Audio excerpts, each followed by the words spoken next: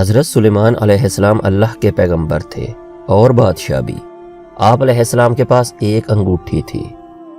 एक मर्तबा ऐसा हुआ कि जिस अंगूठी की बदौलत आप अलैहिस्सलाम जिन्नो इंस और हैवानात पर हुकूमत करते थे वो गुम हो गई। इसका गुम होना था कि आप तख्त से महरूम हो गए, जिसकी वजह से हाथ से सल्तनत निकल गई। ये अंगूठी शैतान के हाथ लग गई। कुछ अरसा बाद शैतान के हाथ से दरिया में गिर गई।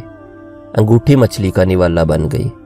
एक मर्तबा मछेरों ने मछली पकड़ने के लिए दरिया में जाल डाला तो ये मछली भी जाल में आ गई। मछेरे बाजार ले गए और बेच दिया। हज़रत सुलेमान अलैहिस्सलाम के खादमों ने मछली खरीदी। इत्तफाक की बात है, यही मछली खादमों के हाथ लग गई। मछली महल में लाई गई। मछली को साफ करने के लिए जब पेट चाक किया गया तो इसमें गुमशुदा अंगूठी मिल गई। अंगूठी की बदौलत आप अलैहिस्सलाम दोबारा सल्तनत के वारिस बन गए।